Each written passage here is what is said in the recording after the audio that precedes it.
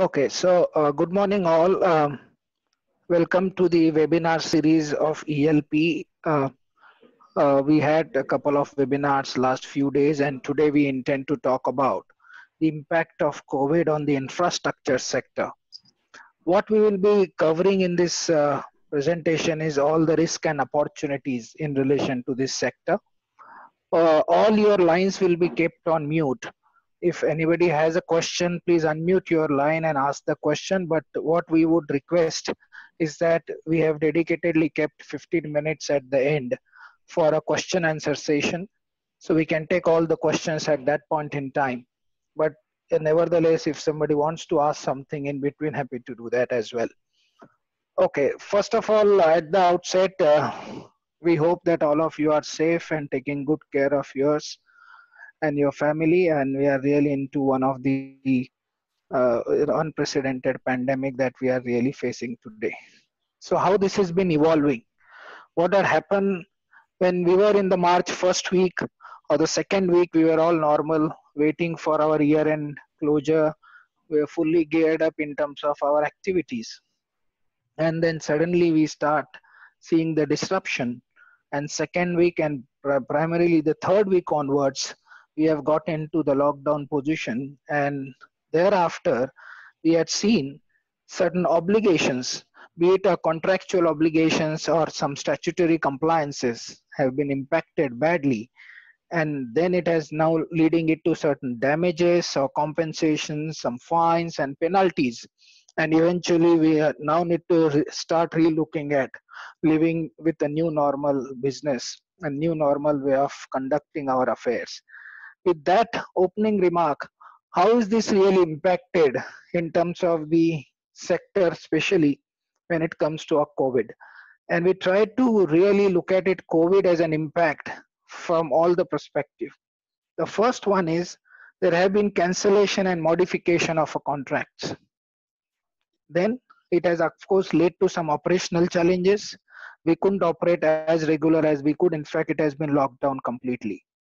Then we have immediately started having concerns in terms of viabilities, and there are some obligations and compliances, be it contractual, be it statutory, have started severely getting impacted.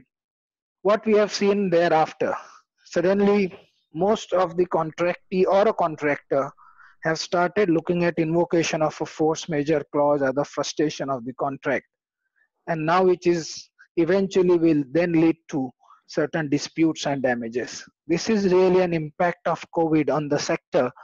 And when we start analyzing this sort of an impact, we will have to take care in terms of the tax aspect as well. While many of us are saying that let the business be normal, then we will worry about tax. Ideally, that should not be a right approach, because in the course of this lockdown, in the course of some of these impact points that we have, we need to be careful about some of the tax aspects of such impact points, and we need to be mindful while taking care of any business decision in terms of this lockdown period and beyond lockdown as a normal business strategies. So what we intend to cover, the tax impact points of this COVID-19, how business has responded, and what are the new opportunities have come through in terms of this situation, what measures government has taken in terms of easing out some processes, and then some of the policy advocacy that companies still need to look at it in this sector. And just for your information, we will be bringing into your knowledge some of the world action to respond to this COVID, especially in the tax aspect of it. Moving on to the first thing in terms of impact points, what are the different events have occurred since the lockdown?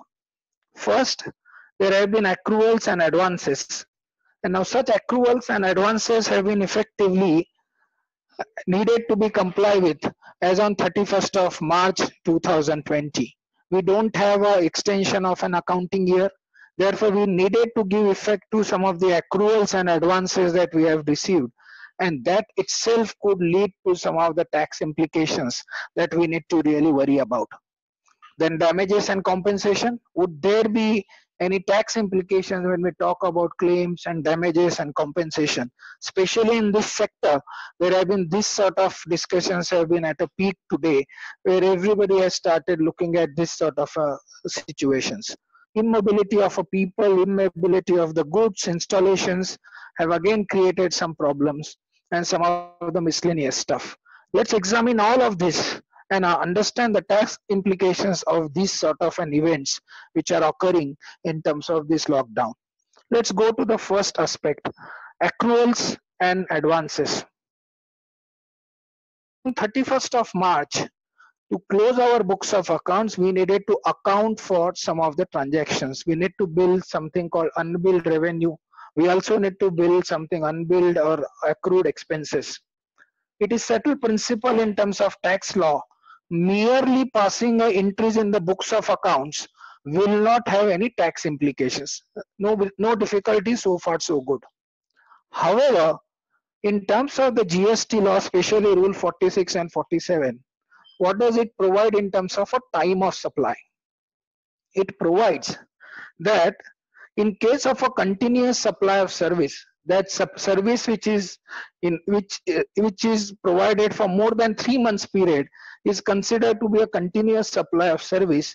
There is a mandatory requirement to raise an invoice on or before the due date of payment as ascertained from the contract, or before or at the time when the supplier receives the payment where the date of payment is not ascertainable. So these two events are very critical to understand from the GST perspective.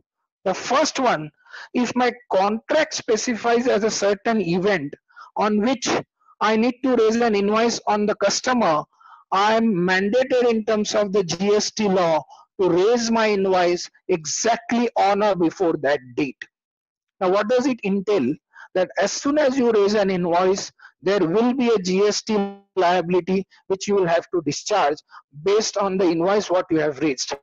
Now, GST law does not provide for any relaxation or any relief whether your customer is paying that amount, whether customer is paying the entirety, partially, not paying at all. It does not matter, because the time of supply as defined under the GST law is that the date of raising of invoice, the liability will trigger. Now, keeping that in mind, most of our contracts, in fact all of our contracts, as far as infrastructure sector is concerned, we will provide certain milestone payment, that on completion of this sort of a work, I will raise an invoice. Now suddenly on March 15th onwards, whatever event had occurred, as per the contractual language, I was supposed to raise an invoice, and that invoice I need to then start accounting for a GST liability.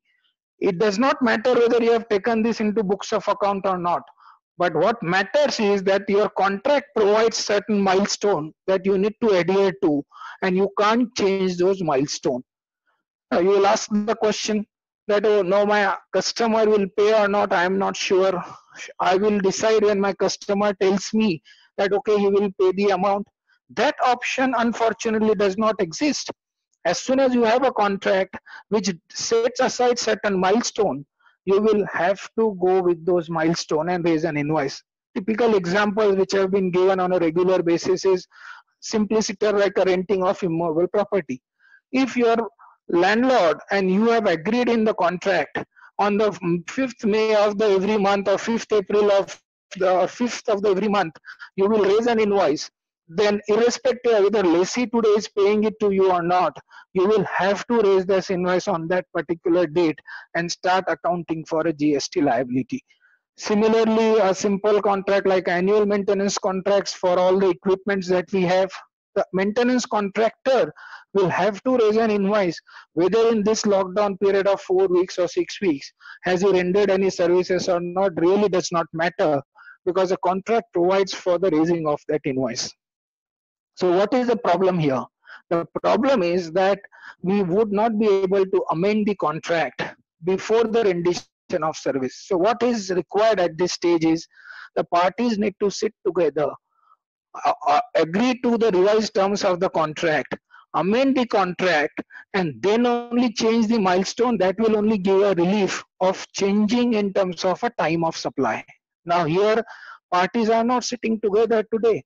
Parties are still in the course of discussion. Parties have not agreed mutually still in terms of the revised milestone. Till that event does not occur, what has been provided as per the original contract will be decided and will be taken as a basis for demanding the GST liability. So very important in this context that the time of supply has already been effectively been triggered. In terms of the contractual liability, we will have to provide for a GST, and that is a big GST tax outflow, because we are not in a position at this stage with 100% surety that the customer is going to pay the same amount or partial amount or no amount at all. So therefore, this is one event which is happening in terms of this accrual as per the contract. Coming to the second aspect, that assuming, okay, I raise an invoice on my customer, what will happen if I need to cancel that invoice, if I need to modify that invoice, and if eventually it becomes a bad date. So there are three scenarios which would happen. I have raised an invoice, but I may need to cancel that because customer is not willing to pay. The second one, I may need to modify. I may need to modify the value. I may need to modify in terms of the time of payment by the customer. I may need to carry out certain modification. And third, I may need to consider this as a bad dates where customer may not be able to pay at all, such as getting into bankruptcy and so on and so forth. What will happen in terms of the GST liability in all of these cases? Government has actually taken a step forward and issued a clarification immediately in terms of Circular 137. What does it say? That in terms of a cancellation of a contract, you can issue a credit note by adjusting the GST liability. Okay, so if you cancel the order, you can effectively issue a credit note and adjust the GST liability for any other tax liability you may have. But if you don't have any tax liability, you can claim that as a refund from the government. So far so good. Excellent clarification that under 137, if the order is getting cancelled or the contract is getting cancelled, you will be able to effectively issue a credit note and effectively adjust the GST liability. But let me bring it to your notice that circular considers only one sort of a situation, which is in the context of cancellation of an order. We have seen in multiple cases, it is not that the order is getting cancelled. In fact, it is the situations where the contract is continued, the payment terms have been redefined, or the value has been redefined. In that scenario, this Circular 137 won't help us, because that only covers one situation, which is cancellation of an order. Now, if I don't cancel the contract, because it's a large infrastructure project, somebody is doing the road construction, somebody is doing the metro work, somebody is setting up a big power plant, it is not a simpliciter where the order will get cancelled. Effectively, it is either revised terms will be decided or revised compensation will be agreed between the parties. But if this is not happening in terms of cancellation, where do we really go? Which is in the two scenarios, which is modification or the bad dates. In that sort of a situation, very clearly we need to resort to the existing provisions of the tax law, which is either section 15 or section 34 of the GST law. Now section 15 or section 34 of the GST law provides like this. Section 15 provides that the discount will be permissible to be deducted from the invoice value as long as you knew that before the supply being made. So very important conditionality. See, when you are modifying the value, a normal amount which is due is say 50 lakhs rupees. Now you are agreeing with your customer, no problem, please pay me only 40 lakhs at this stage. Then effectively you are putting 10 lakhs, giving him a 10 lakhs as a discount in that sense. That 10 lakhs as a discount from this invoice, or 10 lakhs will get added in future in your invoice amount. Then at the same time, what will happen is that 10 lakhs discount will be calculated or will be allowed to be adjusted only if you know this before supply being made. In this case, this is not been aware because time of supply is of raising of invoice. You have already raised an invoice. Therefore, you are not aware at the time of raising of invoice that I will be giving this much discount to my customer or this much deduction to my customer. In that case, section 15 will not be of helpful to us because that section only grants you a deduction only if it is known prior to the supply. Now comes to the second scenario, which is section 34. Can I effectively under 34 issues the credit note? Now section 34 only has the two scenarios which are covered by 34. One, that it is an excess amount charge or it is a deficient provision of service. So if you are providing the services which is of a deficient in nature, see all of the infra project which is typically a works contract, which is involving composite supply of goods and services in terms of the GST law, it is a supply of service, which involves, because it is a works contract which effectively you are constructing some big immovable property, it is considered to be a service transaction. If it is a service transaction, then you are effectively required to issue, if you want to issue a credit note, you will have to prove the amount which I have charged is an excess amount or this is a deficient provision of service which I have rendered. Now we all know, we as a supplier of service, we as a contractor of this project will never want to admit that there is some deficient provision of service which is happening. Therefore, the only possibility of an interpretation is, can I issue a credit note under section 34 by treating this as an excess value being charged? I think that is a very interpretative issue and it may not be possible in a simpliciter way to issue a credit note. Therefore, if you analyze these 3-4 scenarios, that before raising of an invoice, if you are aware of that you are deducting the amount, no difficulty, very good position. After raising of invoice, subsequent to raising of invoice, GST may not permit us to do any adjustment, short of this being treated as a deficient provision of service.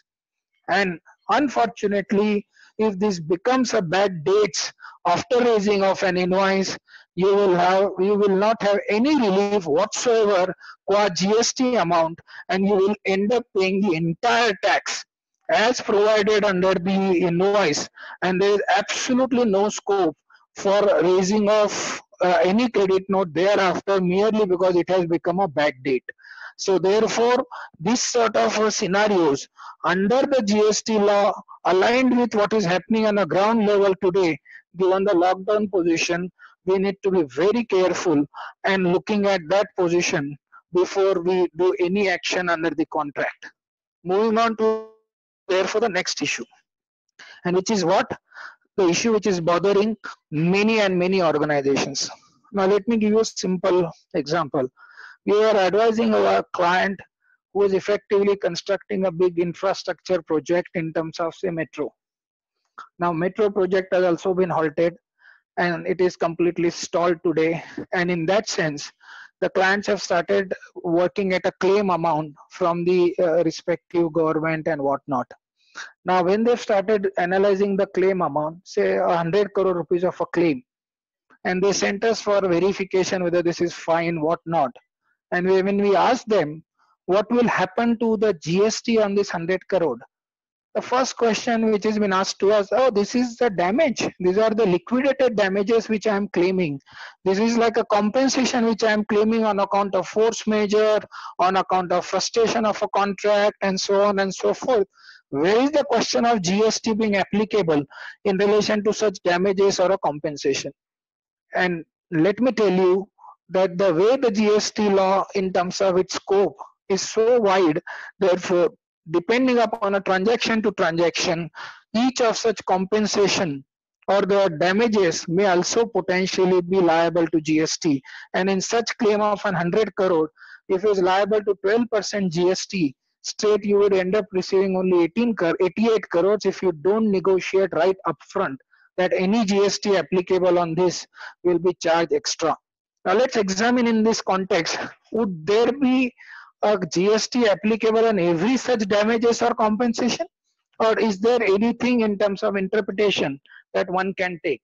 In this regard, please let's read quickly a section 7 of the GST Act, which gives this sort of a, or contains this sort of a provision, which is a charging section. What does it provide for?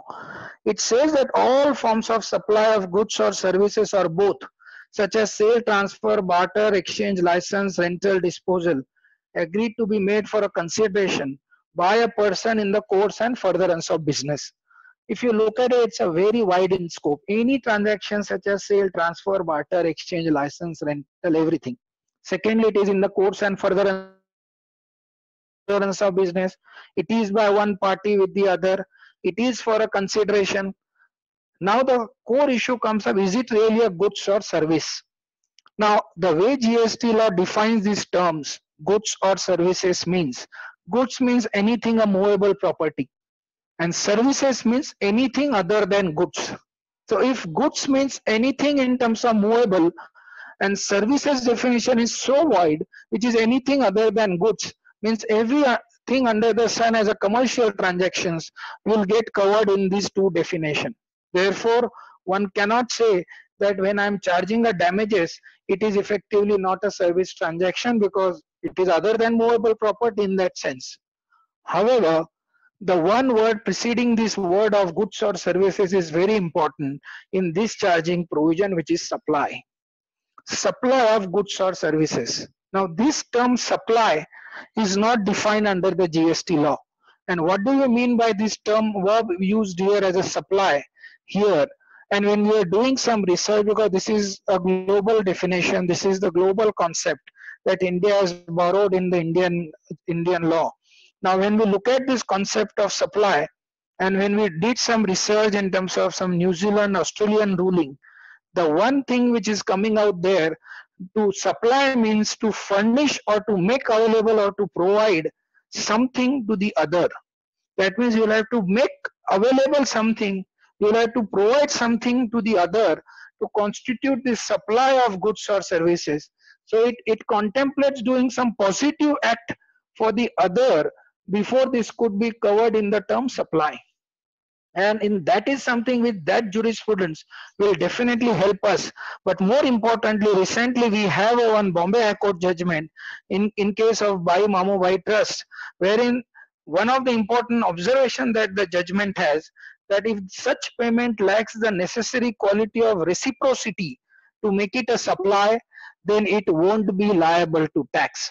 Now, when we look at it, this sort of a scenarios, that if there is any reciprocity in terms of the activity that you are doing, then it would constitute a supply. If it lacks the reciprocity, then clearly it won't be constituting this as a supply. Now, let's examine various transactions in this context. The theme there is that is there any supply involved or not in terms of the underlying transaction. Now we have got some of the transactions here. So first is a compensation for delay in payment of consideration of supply. So for example, you are charging delayed payment charge. If you are charging something called interest for delayed payment, is this something in the nature of damages and not liable? Answer is no. In fact, GST law specifically includes delay in payment of charge as part of an assessable value. It is nothing but you are charging, instead of say charging 100 crores, now you are charging 105 crores. 5 crores being a delayed payment charge, and therefore entire 105 crores will be liable to GST because it involves the underlying supply transaction of a services. Then compensation charge in the event of cancellation of an order. If the order gets cancelled and you still charge the compensation or damages, then in that case one may be able to rely upon these rulings of New Zealand and Australia, and also a Bombay High Court ruling, where one may be able to take a position because there is no supply involved whatsoever. It is purely a cancellation of an order, and if I am receiving something like a damages or a compensation for that, I should be able to take a position that no GST applicable. Now this is from the contractor side. But same story will occur even from the recipient side, which is who is a contractee. When it looked at it from a contractee perspective, from a customer perspective, there also would be two scenarios, that you as a contractor are not in a position to carry out that work for your customer. Then he will charge the compensation from you. Then can we take a position that this is not liable to tax because the contractee has never done any positive work for a contractor? There is no underlying supply whatsoever is involved, and therefore whenever contractee or the recipient receives something towards a compensation or a damages, ideally it should not be liable to tax. However, this is untested proposition in that sense in India. It will be disputed. We all know the large matters of in telecom sector and whatnot, where thousands of crores have been paid as a damages, has been disputed today, being liable to GST by the GST authorities. Assuming this is not a cancellation of an order, but this is like a continuous contract which is being carried out for the customer, then one may take a position, if recipient receiving something, then it can be considered as a contract value adjustment. So assuming original contract got awarded at 100 crores, because of delay in work, the recipient decides to charge 5 crore as a compensation. One may say that effectively the contract value itself has gone down from 100 crores to 95 crores, and GST should be liable to pay on a 95 crores. But in that case, you don't need to raise a separate invoice or a debit note for 5 crores, and contract value remains as an 100 crores. So the short point is that each of the case will have to be decided on its own facts, on its own peculiar situations, and then only will be GST applicability as a position one needs to take in terms of this sort of a damages or a compensation or a claim which is required to be paid. Therefore, what are we looking at in terms of the next step as an action? By all of you really looking at it. First, you should be studying your contractual position carefully. What does it provide? What is the scope of work? What is the consideration clause? What is the force majeure clause?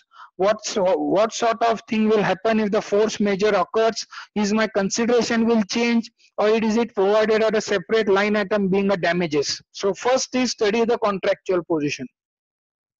Then analyze the tax implication on such amendment which is proposed in the contract. Most important, the third aspect, timing of such amendment. At what point in time you should carry out that amendment is a very important aspect, because if you are carrying out that amendment pre-negotiation or pre-invoicing being done, so much the better. So look at it in terms of timing of such amendment. Third, the fourth point, who is taking commercial burden of such tax? Are you passing on that burden to your customer, or a customer is passing on to you, or vendor is passing on to you the tax burden? Then it is very important that you should not be out of pocket for that 18 or 12% of tax liability. Then restructuring the minimum to have a minimized tax implication. Are there options? Are there structures? Are there thoughts available to minimize this GST impact? And if yes, then when you amend the contract, you should clearly bring out those thoughts, those sort of structure in the amendment language that you will really provide for. Because what we have seen invariably in many cases is that what has been done in terms of the contractual language, and then what we try to argue when it comes to a dispute, no, this is nothing but a value adjustment or a consideration adjustment in a contract, and therefore please look at it in that manner. Court will be not appreciating such sort of arguments at that stage if it has not been properly put it in the contractual language or in the amendment that we are carrying out today. Otherwise, it will expose to a GST liability. And let me tell you, 18% of a GST is not a small component in terms of such a large infrastructure projects that we will carry out. So we believe that we need to be ultra careful when we look at it in terms of any sort of this amendment to the contract, whether be it on a timing issue, whether it's in terms of the language issue, whether in terms of who is taking the GST burden, and then only it will be better. And we have then taken care of all the aspects of such amendment. and then effectively effectuated that. So this is something which is the second issue which is bothering the industry a lot. Coming to the next issue. Now, how is business responding to all of this COVID position?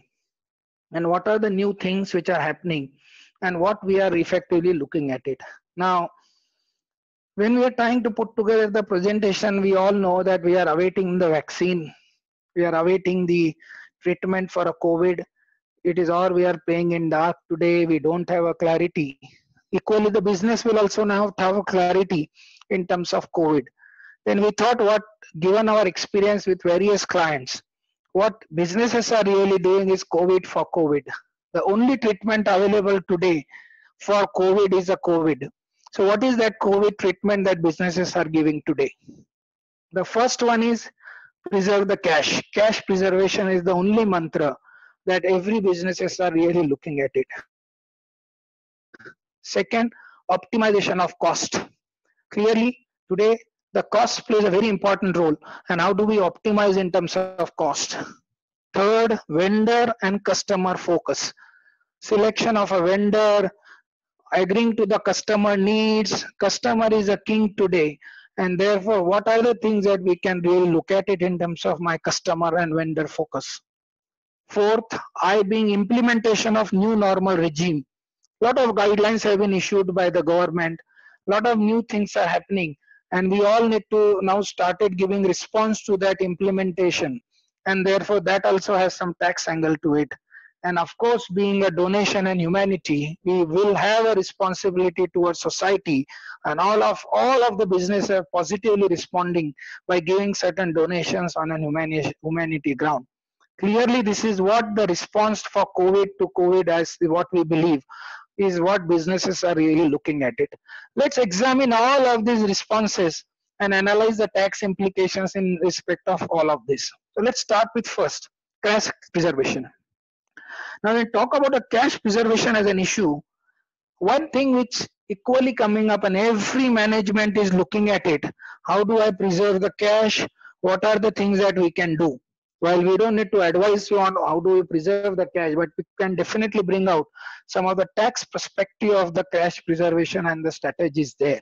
So let's look at it, some of them. The first one being revisit the credit terms with the suppliers. Why are we bringing this? Because let me tell you today, all of your suppliers have got up to 30th June to deposit the GST. Of course, albeit with a 9% interest, but doesn't matter, that at least he has the time period to deposit that tax, what he is collecting from you.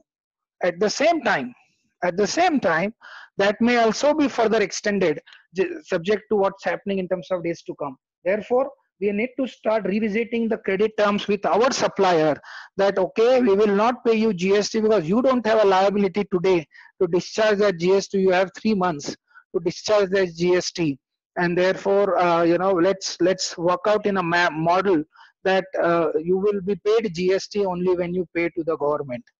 One thought which is really working out in many of the clients' mind today. Second, interpretation of on a constructive receipt of goods. Very important issue which is happening. Now, a lot of things where goods are stuck in transit, goods are stuck in port. Typically, we avail that credit only when the goods receive in my premises or at my place of business or at my site where work is on. But there is a possibility to take a view that I can take a credit as soon as I clear the goods at a port by way of filing a bill of entry. Because the language in terms of section 16 of the GST law is not to receive these goods at a place of business. It is merely says receipt of goods, and you are taking a delivery of goods. You are taking a title in the goods as soon as goods are cleared at a port or goods are supplied by the customer supplier on a FOR or Ex Works basis. That's another interpretation one should take, because now what is invoiced in March, what is cleared in March by filing bill of entry, if it is not likely to receive in my site by April end or May, why am I losing 1 month or 1.5 months of a credit period there?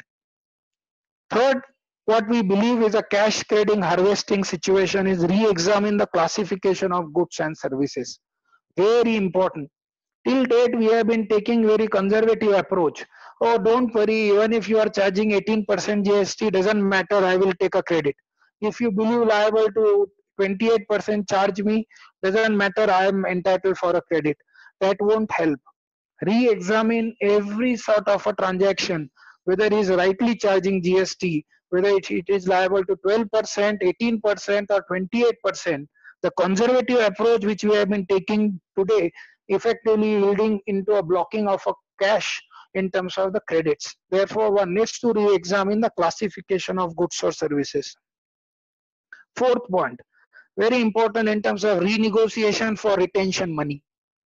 Very important strategy. We all know that in all of these large infra projects, customer retains 10%, 15% for 1 year, 2 year, and in that context, in terms of a time of supply, I raise an invoice, I need to discharge GST.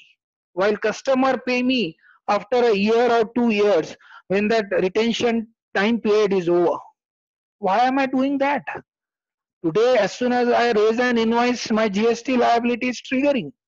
Can I do something that, okay, fine, I only define the milestone in my contract that I will only raise my last invoice of 10% only at the end of 2 years.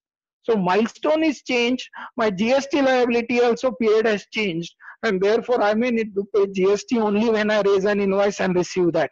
Because as we have seen in terms of the time of supply concept, it is up to the parties to decide what is that milestone payment. That may be one option. Second option, if customer wants to get protected, give him a bank guarantee for his protection, but don't retain long money so that you are out of cash flow. The third option, at least request customer to pay the GST amount so that you can discharge that GST to the government treasury. One more important aspect here to note is that if customer also does not pay you within 180 days, he will also not be entitled to take a credit. So therefore, start looking at the GST implication on this retention component and start looking at redefining those terms in a different manner so that you generate a better cash to discharge your tax liability as opposed to putting that cash in the hands of customer and you yourself discharging 18% GST from your own pocket. Very important in terms of cash and credit harvesting provision. Let me give one more example. Relooking at the delivery term ex-works versus FOR to optimize the GST on transportation. What does it mean? That assuming I am buying a cement or I am buying cement from my supplier and I put the terms that cement to be delivered at my location at my site. Now we all know the GST rate applicable on cement is 28%. If in terms of the provisions of the law that if the transportation value is included in the scope of a supplier, then even on the transportation charge, there is a 28% GST applicable. If you are buying a steel, it is applicable at 18%. But instead of that, we make this on a two-pay basis and we pay a transporter directly. Under reverse charge mechanism, GST is applicable to only 5% under RCM basis. So what will happen by that process? That instead of paying 28% or 18% on a transportation cost, we will only pay 5% under reverse charge mechanism on such transportation costs, which will save on my cash flow, which will save on my credit accumulation. In fact, in the projects where I am not entitled to take any credit, it will also save significantly in terms of my cost. So very important that we start looking at new cash preservation, credit preservation, harvesting sort of methodologies so that we are not out of cash, where today the response to COVID, the first thing that we need to look at is the cash preservation as one of the mantra that every management is really looking at it. What is the second one? Optimization of cost. Many of the thoughts which are there from a GST perspective in terms of optimization of the thoughts. Let me put some of them and bring to your notice some of those thoughts. The first one is revisiting the contractual arrangement. So should I give a pure labor contract or should I do a composite supply contract? Now if I give a pure labor contract, I will have to buy all the materials which some material is liable to 5%, some of them are 18, some of them are 12, some of them are 28%. And pure labor supplier will also charge me 18% GST. Instead of that, if I make a composite supply, then 28% material is put it into his scope of work, then he will include that in his scope of work, and eventually by carrying out the work he will be required to charge only 18% tax and not 28%, which if I would have purchased directly a cement, I would have paid 28% tax. So relook at it, your contractual arrangement. Should I do a one contract, or should I give a composite supply? Should I give a labor pure, or what sort of a contract that I will effectively do? Very important. Or should I have a one contracting entity who will deal with all the supplier, and main entity provides a contracting entity a contract on a lump sum basis? Very important to relook at all those transactions for cost optimization. Second one, direct procurement versus job work. If I buy directly a material, say a fabricated atom, I am liable to 18% GST. Whereas if I give that on a job work basis, that I will supply you a steel, you do a fabrication activity and come to at my site and install, then it can be argued that it is a job work transaction liable to only 12% GST. So again, we will start saving 18 to 12% of a GST cost in terms of the fabrication activity. Then free supply. Now that is another angle which is one needs to be careful about. First of all, let me tell you in terms of the now revised contractual structure. If you are already included in your scope of work all the material, and now he can't buy the material, you are saying don't worry, I will organize the material for you and give you free supply, and I will adjust in your contract value. That won't be considered as a free supply, that will be considered as a supply by you as a recipient to the contractor if you do the contract value adjustment. Therefore, when you carry out a free supply as a transaction, please be careful how it is defined in the contract. It is absolutely free supply without adjusting any contract value. So we'll have to see that how do I do it from the existing contract, then I'll have to remove that from a scope of work, and then I will have to amend the value. If I keep that in a scope of work and only deduct from the value, it will deem to be treated as a supply by you to him and will be included into a GST liability. So these free supplies, which is what the prevalent practice in many of these infra projects, we will have to be carefully defining in the contract, so that only will bring out us the real tax optimization on the revisiting the contractual strategy. We also have some of the thoughts on sourcing strategies.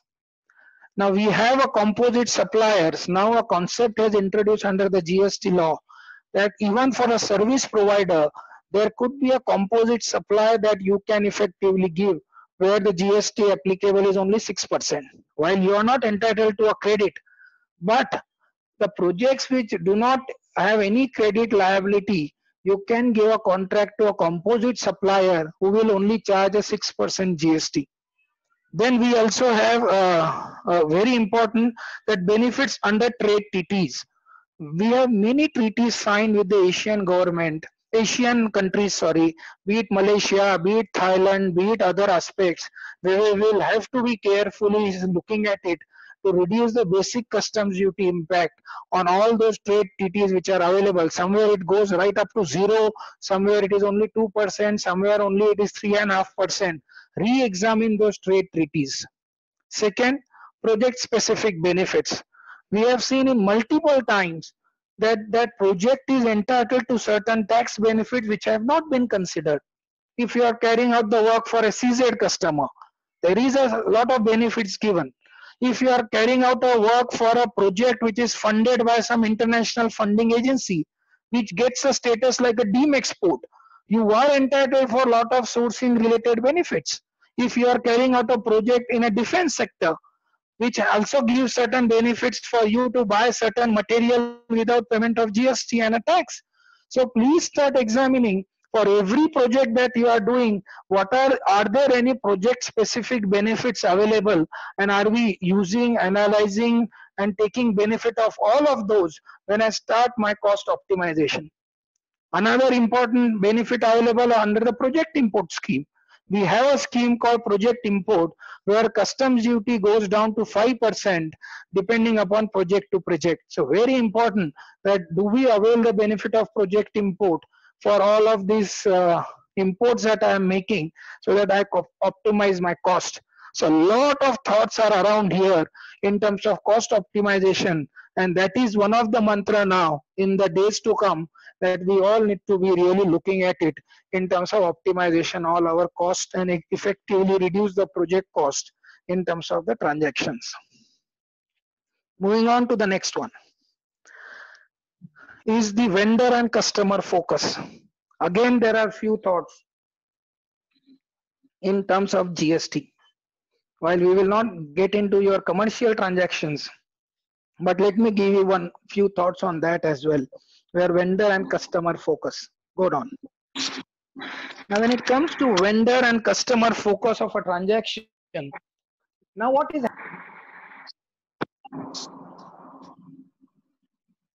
happening? Sorry. So we have a provision under the GST law wherein if you pay to the vendor and vendor does not deposit that within 180 days, then we are not entitled to take that as a credit. Now look at it in this sort of a transaction structure. If we give it to the vendor and he does not deposit into a treasury, then in terms of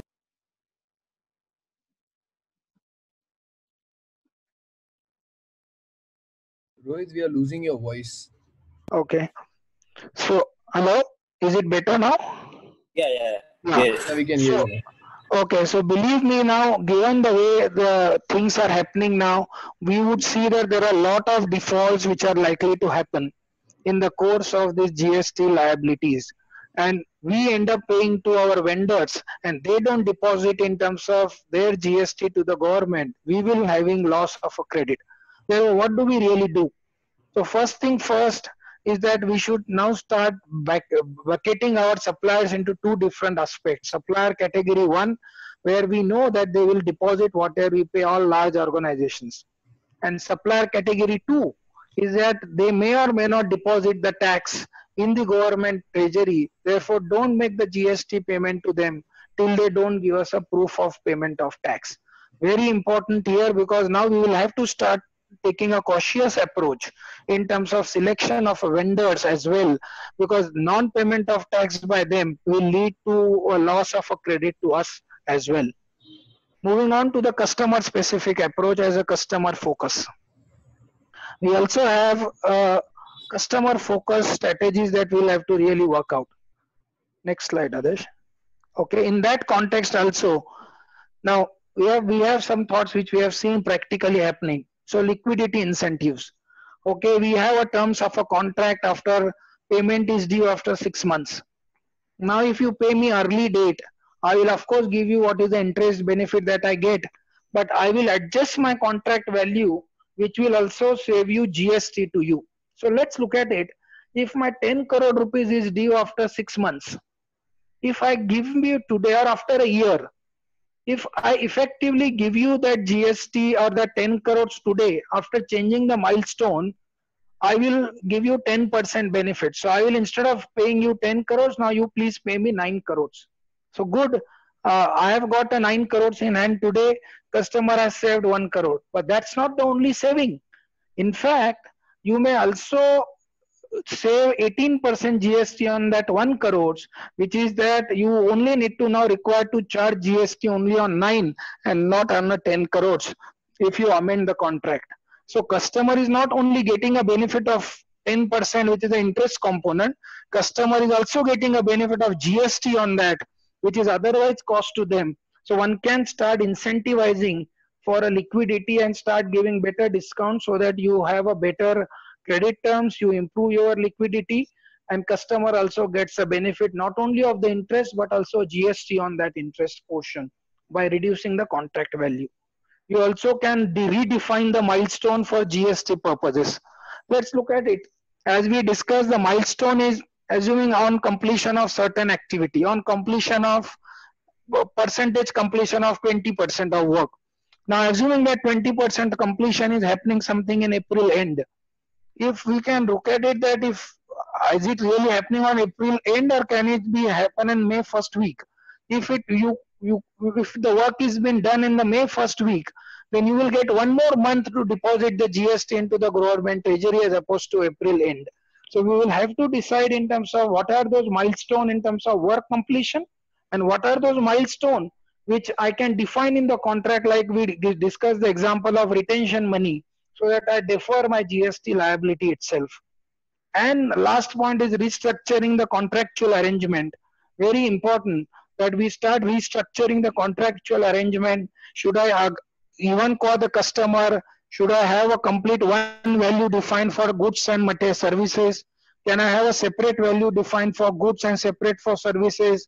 Should I take these contracts in one entity where it is pure supply of goods, in other entity it's a pure services? Should I take two separate contracts or should I take one composite contract? All of this will decide in terms of what is the GST applicable and is there any tax optimization possible. Again, from a customer perspective also, there are various strategies that one should work out to get the benefits of a GST in terms of the provisions of the law. Now this is in terms of the vendor and customer focus. Now we also need to start implementing the new normal regime of working and business environment. In terms of that, the first thing first is we need to provide all the sanitation, buy certain equipments, temperature measuring equipments. We also need to provide PPE kits to all our people, those who are coming to the site.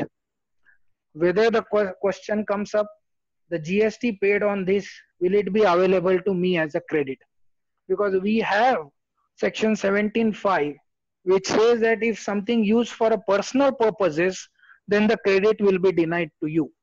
Now, all these PPE kits, sanitation, all of this is for the personal use only.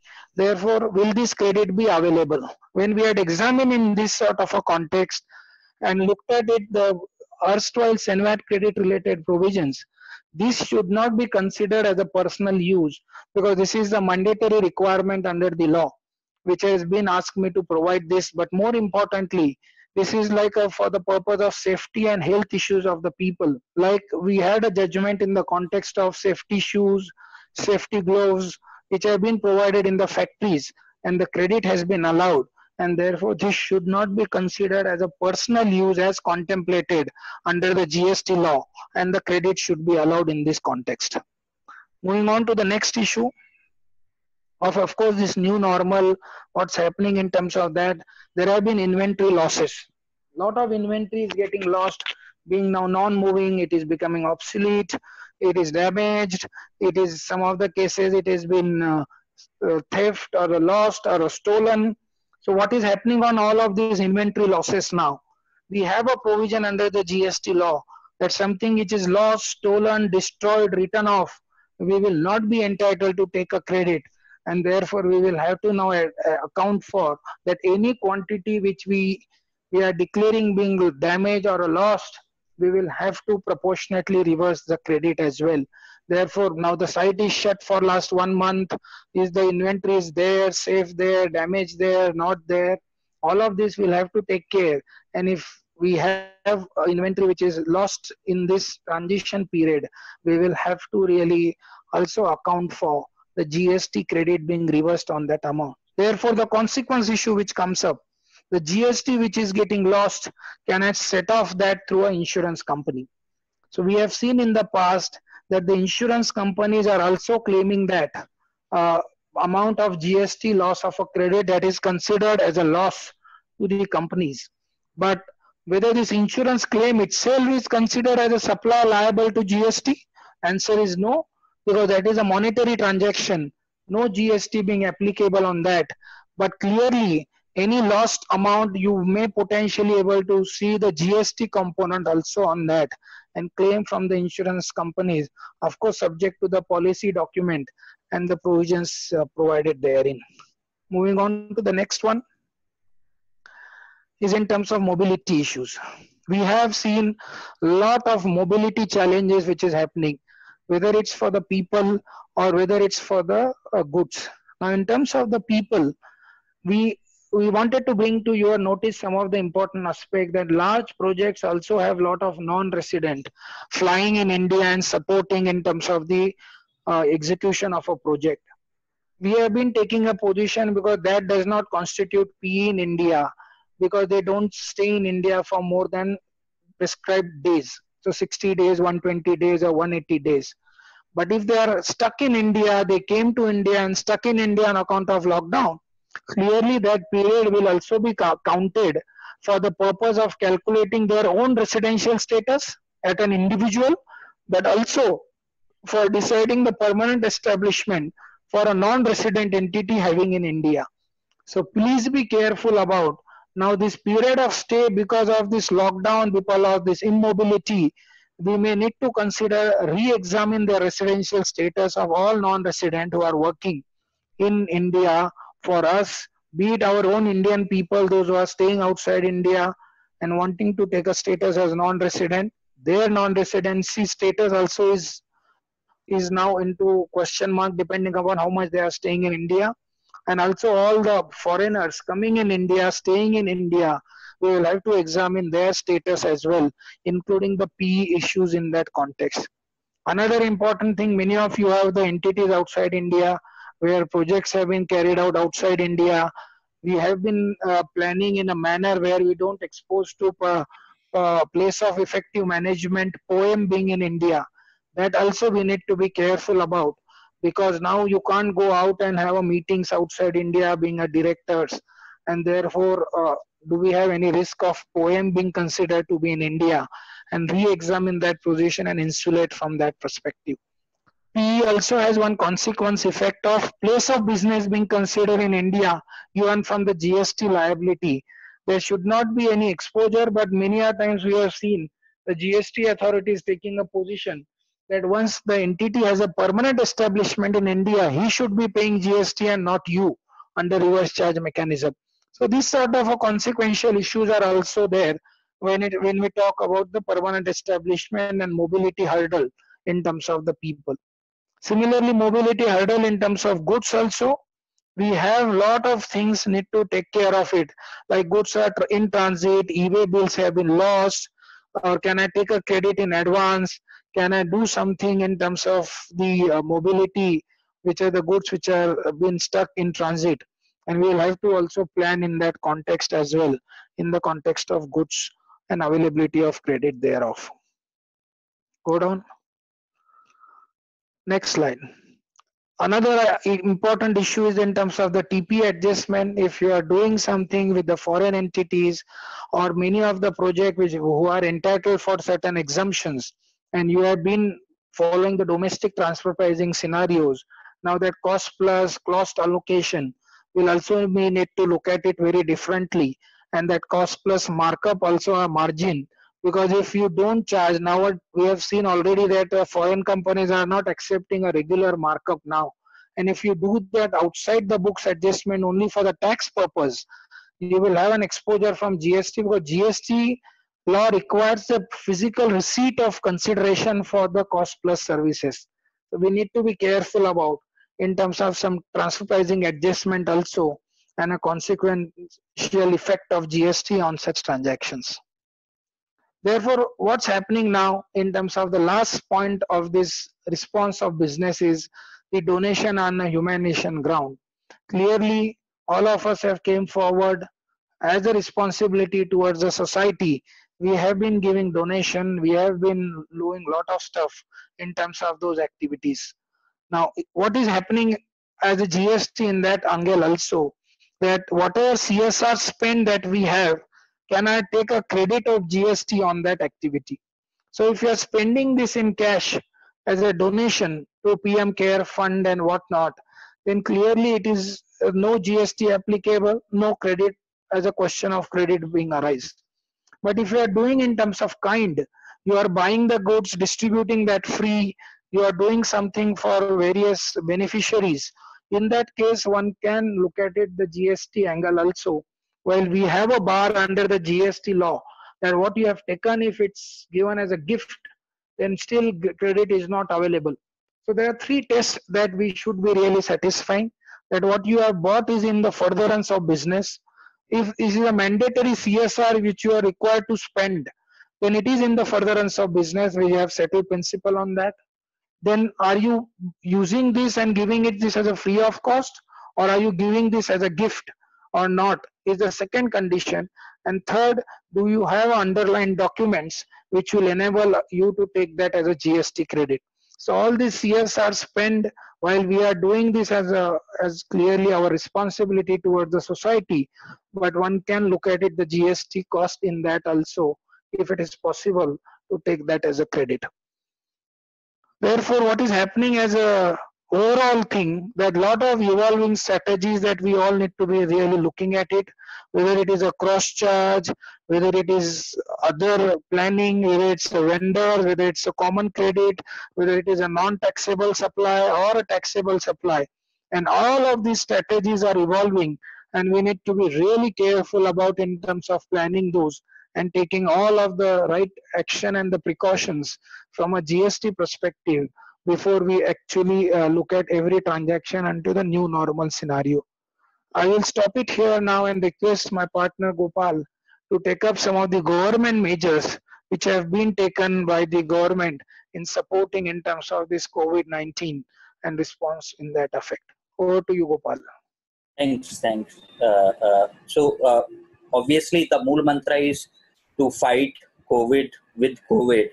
And as the iron sharpens iron, steel sharpens steel, we have got the antidote of COVID from the COVID itself. So with this mantra in mind, it's important to see what government has so far extended in terms of whatever the relief which has been given by the government. So let's look at and understand all the measures what the government has proposed so far. Certainly, the industry and trade is looking for much more, but let's see what is right now there already in store. Coming first to the direct tax. So there is an ordinance which has already been passed in relation to the direct tax related changes. There are relief which has been given in terms of the extension of time limits. If we have to see the extension of time limits, there are basically the two types of the time limit extension which has been given. In case of the first one, wherever there is any statutory action, or if there is any due date in terms of filing any appeal or application under the IT Act or the other act like Wealth Tax Act and the list of coverages there, then if the last date falls anywhere between 20th March to 29th June, then the time limit will get extended to 30th June. So this is the first extension, what we are talking about, the time limits in relation to various statutory actions, appeals, applications, and so on and so forth. The second is that in relation to the investment contributions and the other actions which are to be taken for the purpose of reducing the tax liability, or which has a bearing on the tax liability for the financial year 1920, that also the date has been extended to 30th June. So these are the two important extension of time limits. Yes, the overall there is no as such relief, but the only relief what we in terms of the quantum or anything, but the relief what we have is in terms of the extension. Again, coming to the statutory payment, the due date, wherever the due date which was there between 20th March to 29th June, that gets extended to 30th June.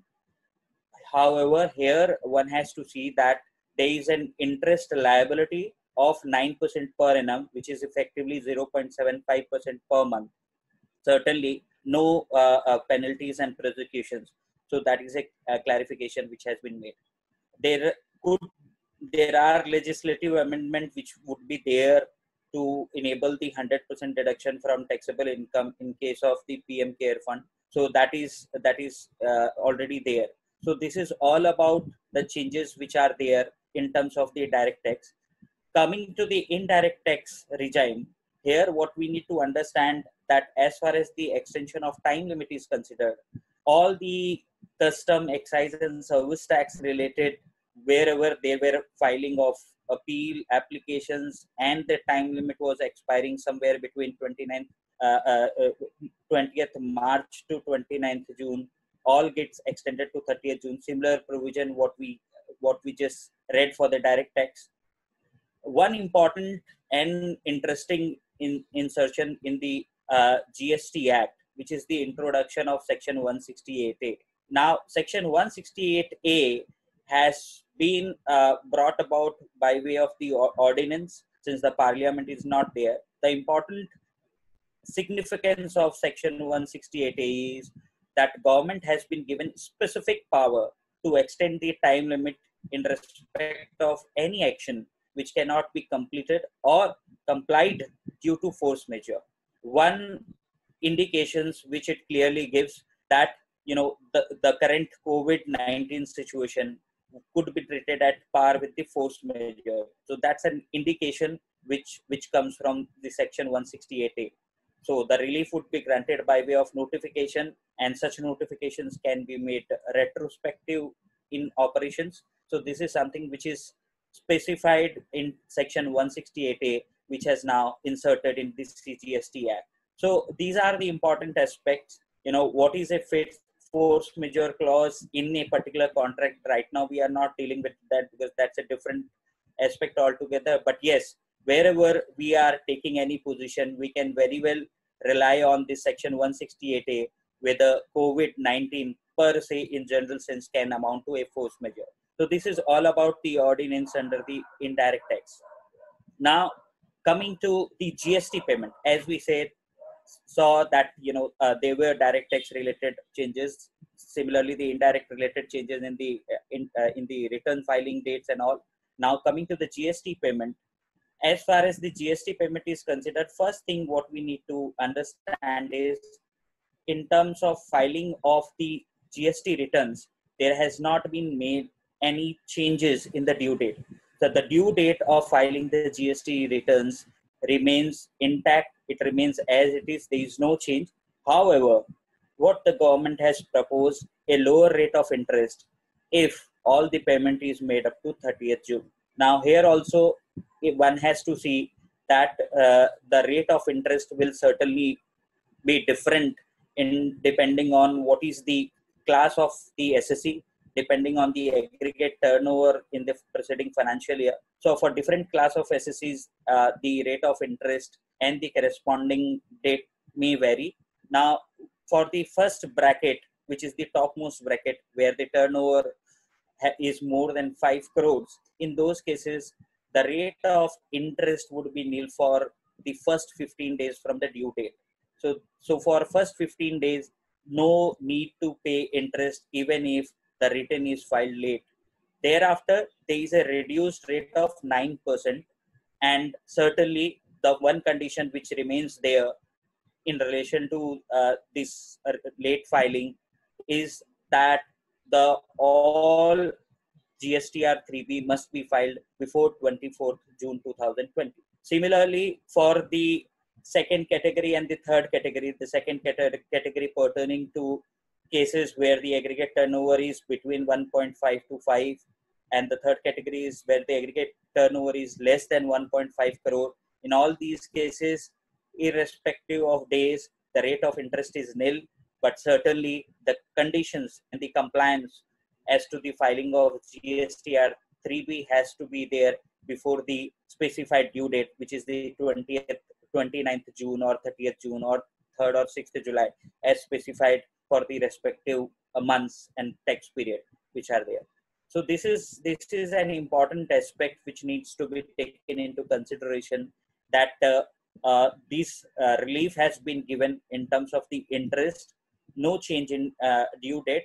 But one important aspect here, some of the clients, some of the SSCs may be filing some refund, maybe on account of inverted duty structure, or maybe on account of zero rated supply to some SEZ project. In such cases, if there is a delay in filing of the return, then even though person may have the benefit of interest, but there could be an issue in terms of delay in refund of under the inverted duty structure, because that refund claim cannot be filed unless the GST returns are filed. So this is one important thing which we need to bear in our mind while we proceed and take a decisions. Now, coming to the next slide, which is there, in terms of that how to consider this. Certainly 15 days time limit, which comes for all without any interest cost, is something all the SSEs would look for. But otherwise, when it comes to the 9% concessional rate, one may have to see the position of a particular tax turnover and ITC credit available in relation to a particular registration. So in cases where people have the accumulation credit already, particularly in relation to old project, here there may not make any sense to certainly go for the extension which has been granted. But yes, new project, depending on case to case basis, depending on the ITC accumulation or the ITC which may be coming in the normal course, depending on those sort of factors, one may have to decide whether to opt for relaxation or not. So this is about this.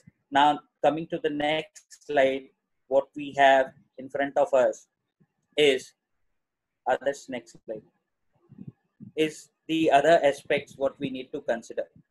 Now, one thing which is right now bothering each of the entities is the match mismatch of ITC.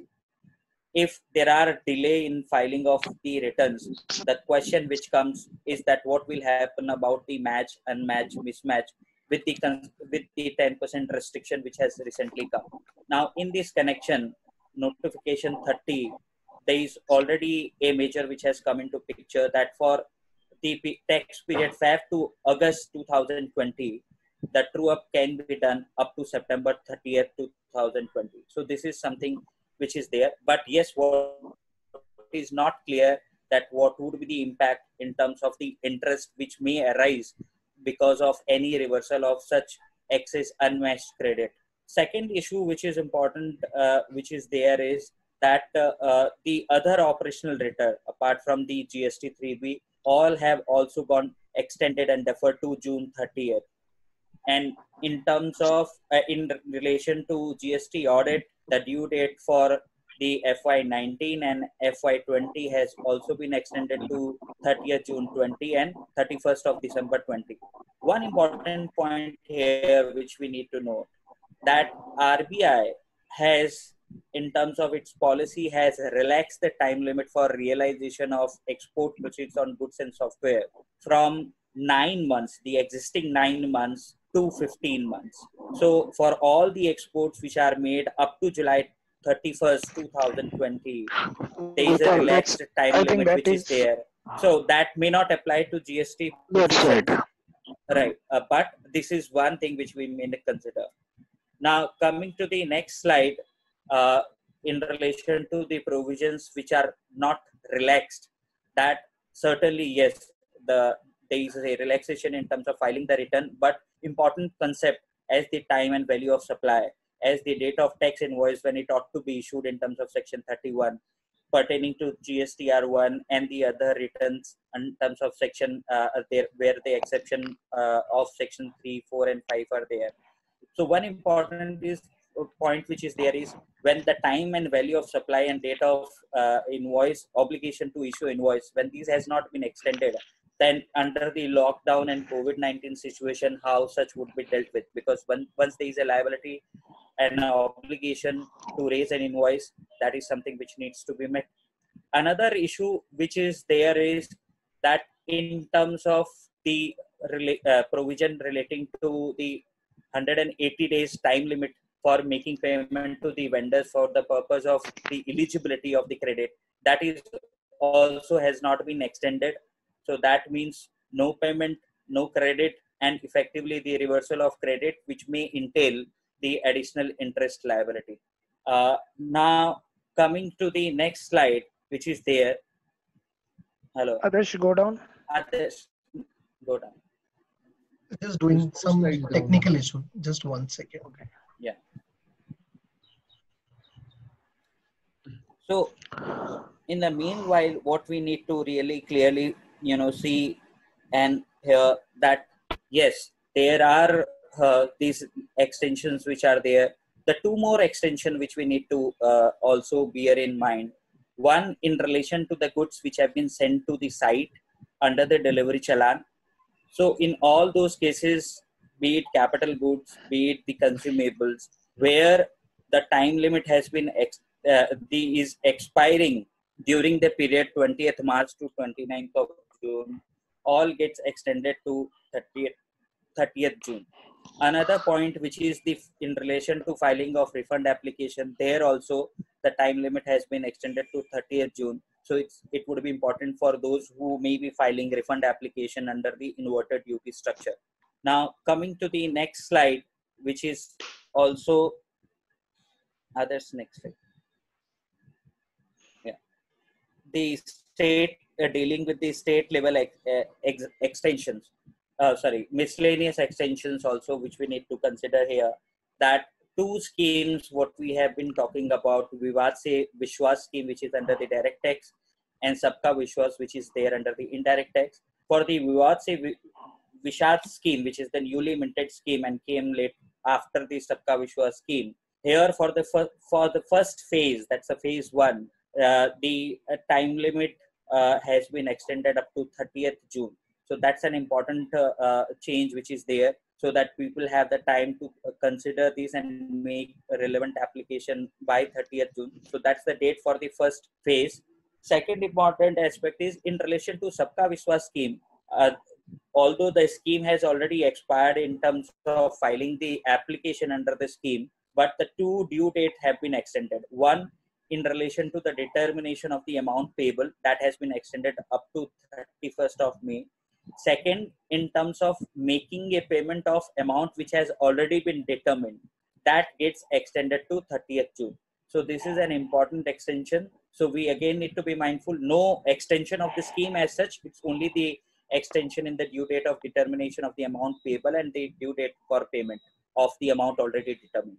One important clarifications or the instruction which has come from the income tax under the COVID-19 situation, that Government of India decided that all income tax and GST and custom refund cases which are below 5 lakh will be processed and granted with immediate effect. Here, certainly the moment this came, there were certain questions which came on surface, and the clarity which people are looking for, that That's whether okay. this would be applicable even Gopal, for that's okay. those That's cases where there are, yeah, we can yeah, move on. We can move litigations on. and We all. are exceeding the time. So Right. So now I hand it over to you in terms of discussing all about the representation advocacy. And before that, just one point which I need to say. In this particular time, there is a Russian proverb that a shark which does not swim drowns. That is something which is important. And with that whole mantra, COVID for COVID, let's see what we have got, what we need to do. Over to you, Rohit. thank you, Gopal. And let's get to some of the advocacy issue that industry is really working at it. First and foremost, industry is looking at payment of GST only on a receipt basis. Instead of paying on an accrual as we discussed, they are looking at paying GST on a receipt basis. Second, they are looking at refund of ITC on input services under inverted tax structure. Today it is only qua goods. If I have services of 18%, I am paying only 12% on output. I should get a refund of 6%. Secondly, rationalization of GST rates. Like cement and all should not continue to tax at 28%. It should go down to 18. And therefore, a lot of rationalization of a rate which have been sought by the industry. And ITC based on invoice without getting into 180 days being paid or not and monitoring of that. Some of the policy representations which have been taken by the sector. Some of the important clarity which in a sector is looking at it apart from some of the amendment is in terms of some toll charges under boot and bought projects, subsidy grant received by the contractors, classification of solar in terms of there are some clarifications, some amendments happen, but still position is not very clear. Extension of exemptions to the subcontractors. So while there are some exemptions available, but not unlike in the context of service tax where we had a 29H as an entry where exemption had been provided, but in in terms of the GST law, it is not completely available. So one needs to examine in that context also. So some of the infra projects which are of large size, sector is still looking at this clarity from the government, and we hope that they would clarify this position sooner than later. Go down, Adarsh. What we intend to therefore conclude the session to bring you with some of the what's happening globally in terms of the tax matters. If you see there, every state, every country has actually come out with the tax compliance deferment, and everybody is granting that. But if you look at it, the third element here, like a tax remission scheme, which is for France, Indonesia, Italy, Australia. In fact, they have announced the scheme where you collect the tax but don't pay to the government. Look at it, last entry in the site, which is Singapore, where if you are stuck into the country on account of not being mobile and not being moving around on a lockdown, then the period that you are stuck in the country because of lockdown will be excluded while calculating the residential status or a PE. A lot of positive steps that other countries have effectively taken, but we need to really be looking at India also to take some more action, more support to the industry, especially in the infrastructure sector. And we hope that we will see that in sooner than later. We once again thank you, all of you, for joining this session. What we have, of course, few question and answer that we need to address. I am joined by our partner Nishan Shah, and of course Gopal also to address certain questions, and other partners from a tax team at ELP who can take up any of the questions that you may have. One question that has already put it on chat is to explain some liquidity incentive and how this really works. So Nishan, you want to take up that? Yeah, sure, Rohit. I'll take it up. Before that, let me just hope that all of you and your loved ones are safe in this, like Rohit mentioned, unprecedented testing times.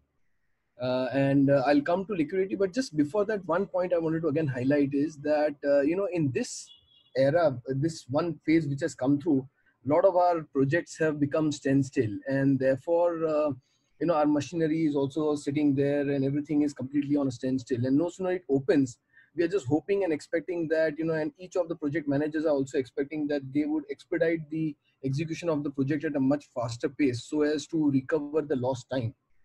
And we only hope that we are able to do that effectively, because various factors, that mobility of contractors, mobility of workers, it may be a phased opening, etc. Plus there could be issues in relation to the sourcing of various material and other things. Now at that point, what happens is that different strategies may be brought in by different divisions of the organization, like your execution division or the project management team.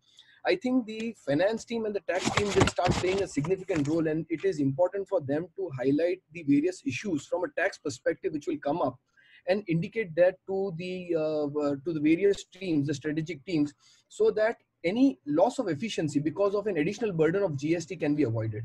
I think that will be a very important part, and that is why this whole session was focused at GST implication on the COVID issues which are likely to come up.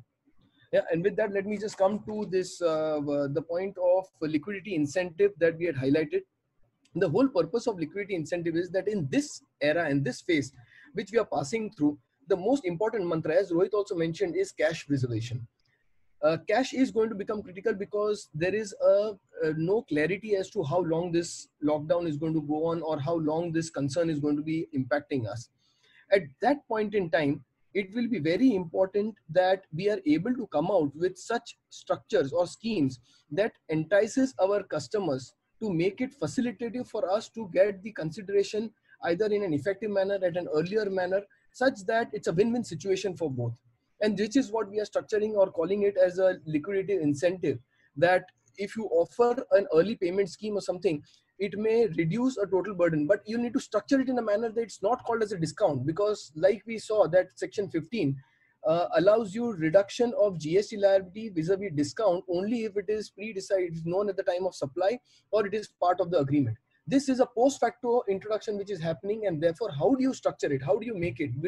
Because it's a mutual consent, do you bring it about through the contractual arrangement? Will have to be looked into, and this will facilitate businesses and especially your projects to be run smoothly going forward with the liquidity being available in your hands. Yeah, we can move to the next question if anybody has, or if there are in the chat box, we'll just look into those. Not on chat box, but if somebody has a question, please unmute your line. We are happy to answer some question. We can take 1-2 more questions if there are any. I'll just lay out one question from the chat box. I think the participants wish to know that somewhere we spoke about the amendments to the contract. And the question really is that if we make retrospective amendments, will that help from a tax perspective? I have one question. Yes, please. Yeah, it's regarding amendment to contract. But if any party, other party to the contract is not ready and willing to go for a contract in view of any benefit being granted to her or him in view of this pandemic situation, then any such provision whereby we can invoke that clause of force majeure or any amendment. See, not in the context of GST. That you will have to look at it in the contract and legally need to examine. Yeah. Where can you invoke the force majeure clause in that context. But under the GST, there is no concept of force majeure which will give us the benefit. Unfortunately, we have seen in the past also, whenever in the tax matter, companies have tried to take a benefit of a force majeure. It has been set aside by the courts. So, right. Unfortunately, in a tax subject, we don't have that leeway. But contractually, one needs to examine and see, can we really take a shelter there amongst the parties. Addressing the question that Adarsh you have raised, you want to address Adarsh yourself? No, sir. Thank you so much. And thank you so much for guiding us properly. Thank you, sir. Thank you. Yeah. Sure, sir. I'll do that. I think, one relevant question that's coming through is that if we can make retrospective amendments on the contract, will that alter the tax position per se? Because, and I think the background to the question is that we've seen that whatever scenarios are arising because of the lockdown, because we've not taken a timely action, there may be some tax inefficiencies because of that, or there may be tax liabilities persisting because of that. I think a retrospective amendment probably may not work, from a pure tax scenario, because some of the taxation events and some of the levy events have already occurred. So therefore, when the courts look at it that you made a retrospective amendment only to kind of, let's say, undo a particular tax outcome, that may not necessarily be appreciated. And I think somewhere on the chat box also we've been mentioning that retrospective amendments may not be the only option. So therefore, when we look at it on a case-by-case basis, there may be other efficient options to do this in terms of how you can be efficient both from a consideration on the contract perspective as well as the tax implications thereupon. Absolutely. As others rightly said that the levy has already triggered. The event has already happened and you are supposed to pay tax at that particular point in time. Then retrospectively amending may not really help because the liability has already occurred on a particular date. So simplicity or retrospective may not help, but we'll have to call out from the language of the agreement if that supports in a position somewhere. So as others said, there are some other avenues and tax planning that one can do to avoid this exposure. Yeah, we have one more question, maybe a last question. We can take it up there. One question box, which is there is one question. In fact, there are two now. So the first one is that if a licensee wishes to terminate a registered leave and license agreement of commercial shop during the lockdown, whether the licensor will be liable to GST for the pending terms of the license. So that's the first question. And second is in relation to the GST element on liquidated damages which may arise out of a contract during COVID-19. So these are the two questions. Yeah, so just to address all of this quickly, first one, if you terminate the licenses, then there is no GST for the balance period. And therefore, because the service itself is not being rendered as a going forward, it is covered squarely under 137 being a cancellation. And therefore, there is no GST applicable for the balance period post the termination. And the second issue, yes, liquidated damages, I think as discussed in the course of presentation, one needs to decide that on a case-to-case basis, whether is there any underlying supply which is being there, then this may be considered as liable. But if there didn't exist any underlying supply, then it may not be liable to tax. So this is in terms of the liquidated damages. So once again, thank you all for joining this webinar. Please feel to reach out to us through email if you have any queries. And we hope all of you will take care of yourself and a family and be safe in this COVID-19. Thank you once again. Thank you. Thank you all. Thank you, Gopal. Stay Thank you for safe, the stay chat, healthy. and thank you, everyone.